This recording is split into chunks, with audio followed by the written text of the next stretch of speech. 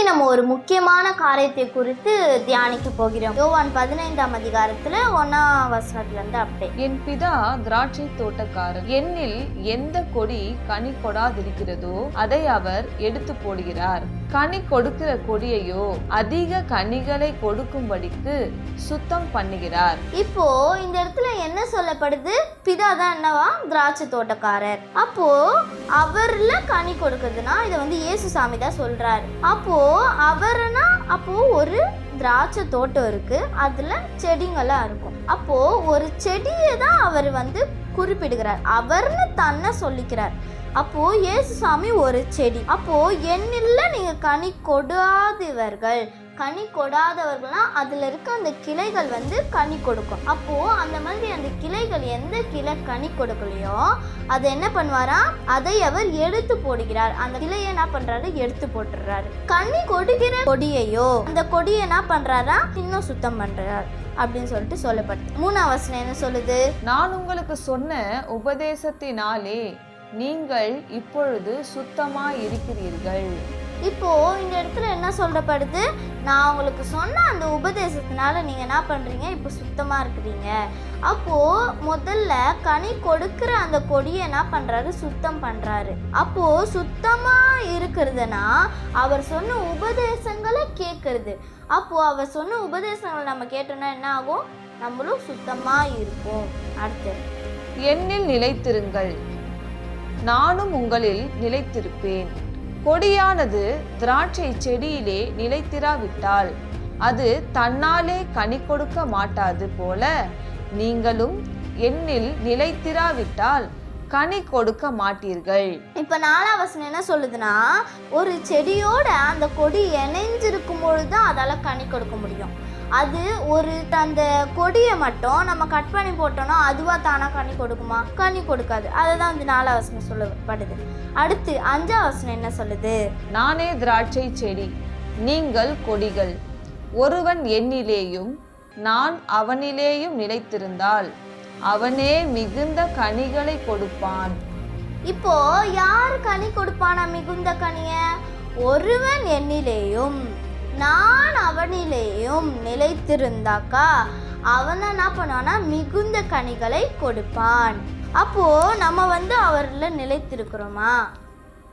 அவரு நம்மள நிலைத்திருக்கிறாரா அப்படின்னு சொல்லிட்டு நம்ம பார்க்கணும். அடுத்த வசனம் என்ன சொல்லுது? ஆனாலோ என்னை அன்றி நீங்கள் ஒன்றும் செய்யக்கூடாது. ஒருவன் என்னில் நிலைத்திராவிட்டால் அவன் உலர்ந்து போன கொடியை போல் வெளியே போடப்படுவான்.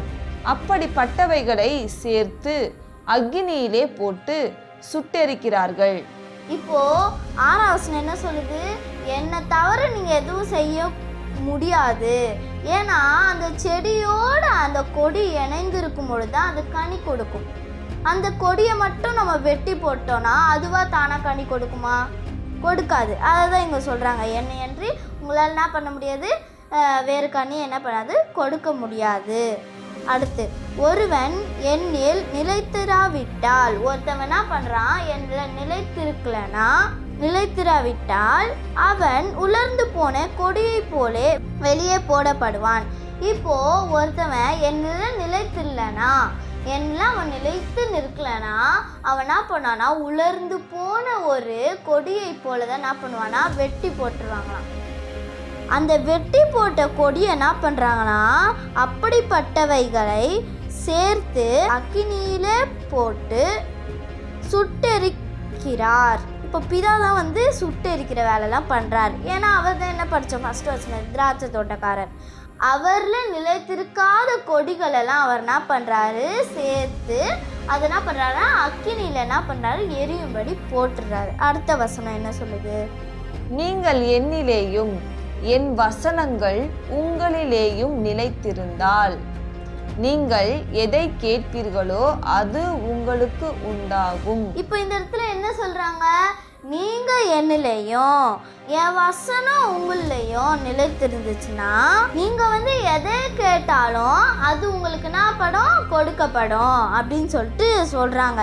இப்போ இந்த இடத்துல என்ன சொல்லப்படுது அப்படின்னு பார்த்தோன்னா 7-8 வசனம் என்ன சொல்லுதுன்னா, நீங்க என்னிலையும் என் வசனம் உங்களையும் நிலைத்திருந்துச்சுன்னா அது என்ன பண்ணுமா, அந்த கொடி மிகுந்த கனிகளை என்ன பண்ணுமா, கொடுக்குமா அந்த கொடி.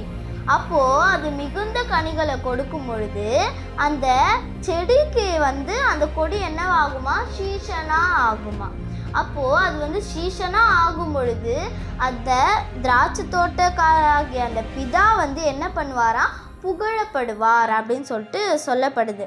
அப்போது சீசன் ஆவதினாலே என் பிதா புகழப்படுவார் அப்படின்னு சொல்லப்படுது. அப்போது நம்ம இன்றைக்கு அவரோடு நம்ம இருக்கிறோமா, கடவுளோடு நம்ம இணைந்து ஒரே பாதையாக, அது இடுக்கமாக இருந்தாலும் நெருக்கமாக இருந்தாலும் அவரோடு சேர்ந்து நம்ம போகிறவர்களாக இருக்கிறோமா, அவர்கள் நிலைத்திருக்கிறவர்களாக இருக்கிறோமா, ஒரு கொடியை போல நம்மளாம் அவர் கனி தருவங்களாக இருக்கிறோமா அப்படின்னு சொல்லிட்டு நம்ம இன்றைக்கு யோசித்து பார்க்க வேண்டியது மிக மிக அவசியமாக இருக்குது. இந்த காலகட்டத்தில் நம்ம இன்றைக்கு எப்படி வாழ்ந்து கொண்டு இருக்கிறோம், அவரோட கொடியை போல நானும் அவரும் ஒன்று அவரை போல நம்ம வாழ்ந்து கொண்டு இருக்கிறோமா, அவர் வச்சு போன அந்த அடி சுவடின்படி நம்ம வாழ்கிறவர்களாக இருக்கிறோமா, அந்த வாசல் இடுக்கமாக இருந்தாலும் நெருக்கமாக இருந்தாலும் நம்ம அவர் பின்னாடி போகிறவங்களா இருக்கிறோமா, நம்ம கனி தருவங்களா, அநேக பேருக்கு நம்ம கனி தருவங்களா நம்ம சாட்சியாக இருக்கிறோமா இன்றைக்கு. அப்போது நம்ம ஒரு செடியோட நம்ம கொடியாக நம்ம இணைந்து பயணம் பண்றோமா, இல்லை அந்த வெட்டி போட்ட கொடியை போல நம்ம அவர்களை நிலைத்திருக்காம நம்ம அவர் இல்லைன்னா நான் பரவாயில்ல, நான் தனியாகவே இருந்து சாதிச்சிடுவேன் அப்படின்னு சொல்லிட்டு கனித்தராத ஒரு கொடியை போல நம்ம இருக்கிறோமா, இல்லை நம்ம அவருக்கு கனித்தந்து நம்ம அவருக்கு சீஷராக ஆகுறோமா அப்படின்னு சொல்லிட்டு நம்ம இன்றைக்கு சிந்தித்து பார்க்க வேண்டியது அவசியமாக இருக்குது.